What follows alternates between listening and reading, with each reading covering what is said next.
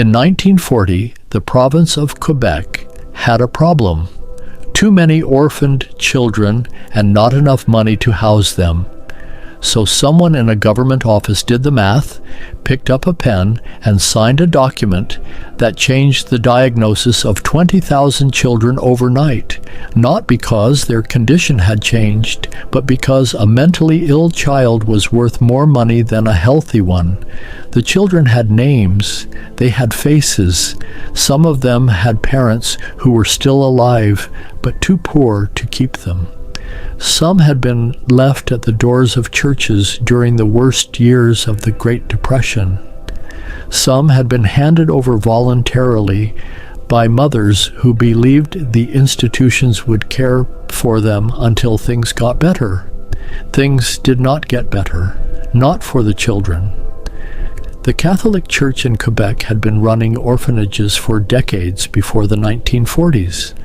The provincial government funded those orphanages through a per-child subsidy system. The amount the church received depended entirely on how each child was classified. A healthy orphan brought in a fixed daily rate. A mentally ill patient housed in a psychiatric institution brought in significantly more. The difference was not small. It was enough that someone noticed. It was enough that someone acted on what they noticed. In 1942, the government of Quebec, under Premier Maurice Duplessis, began systematically reclassifying children in provincial orphanages.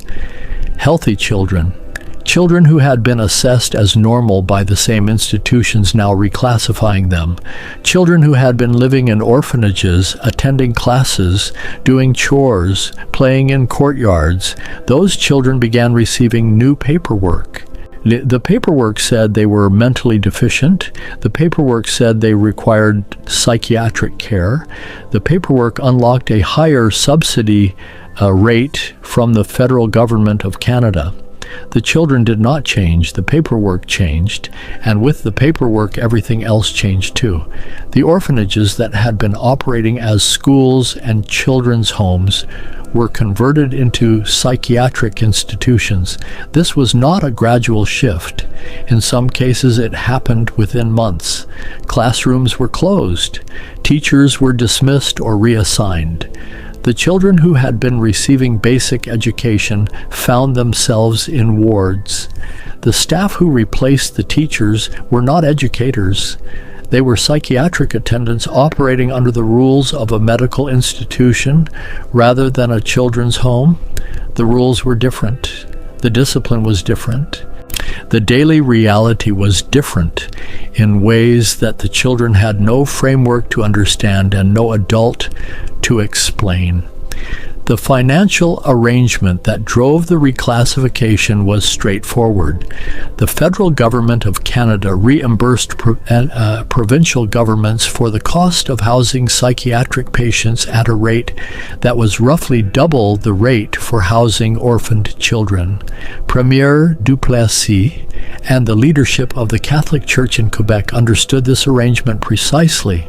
The documentation that has since been recovered from provincial archives shows correspondence between church administrators and government officials that addresses the reclassification process in administrative language so calm and procedural that a reader could forget entirely what was being discussed.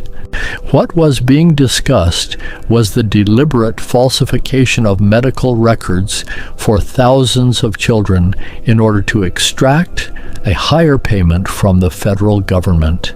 The children who lived through the reclassification described experiences that the institutional record largely did not capture at the time. Former residents who were interviewed decades later in parliamentary testimony, in documentary investigations, in the records compiled by advocacy groups, described physical restraints used on children who had no psychiatric condition requiring restraint.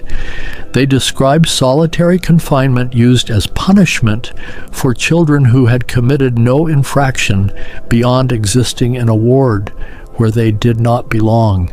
They described experimental treatments administered without consent, without medical justification, and without any record being kept that families could later access. They described staff members who knew the children were not mentally ill and who administered psychiatric protocols regardless. They described what it felt like to be a child who understood something was wrong but had no language for what was being done, no authority to appeal to, and no exit. The duration of the program extended across 2 decades. Children who entered the reclassified institutions in the early 1940s in some cases remained institutionalized into the 1960s. Some aged out of the system without ever being formally discharged. Some were transferred between institutions as they grew older. Some simply disappeared from the records in the way that vulnerable people without family advocates disappeared from institutional records throughout this period. Not through any single documented event, but through the accumulated weight of being a person that no system was designed to track. The reclassification program ended not because the government discontinued it, but because the federal subsidy structure that had incentivized it changed. When the financial calculation shifted, the institutional need to maintain psychiatric classifications for healthy children shifted with it. Some children were reclassified again, this time back toward their original designations. The records documenting the original falsification were not prominently flagged or set aside for future review. They were filed, they sat in archives, they waited, and the survivors began organizing in the 1990s. The group that formed became known publicly as the Duplessis Orphans, named for the premier whose administration had overseen the reclassification program at its height. They brought forward testimony, documentation, and demands for acknowledgement that the Quebec government and the Catholic Church had collaborated in what they described as a sustained program of institutionalized abuse enabled by deliberate medical fraud. The records they cited were real.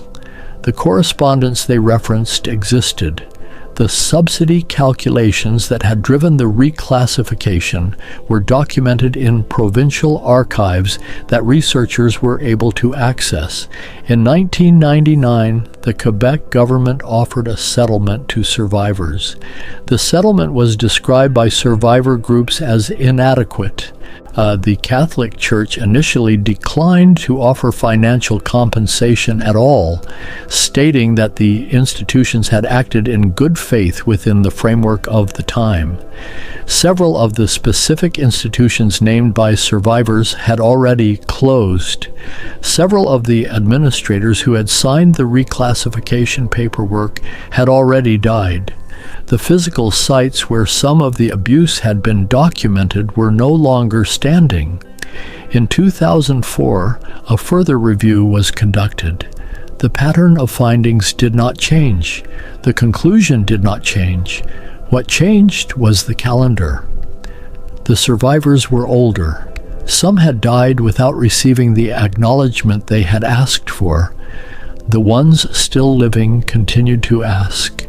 The documents they cited in their testimony, the subsidy correspondence, the reclassification orders, the administrative files remained in the provincial archives of Quebec, accessible to researchers, sitting in plain sight, describing in procedural language what was done to 20,000 children and exactly why it was done to them. There is a document sitting in the provincial archives of Quebec that describes in plain administrative language the per-child subsidy rate for a healthy orphan and the per-child subsidy rate for a psychiatric patient.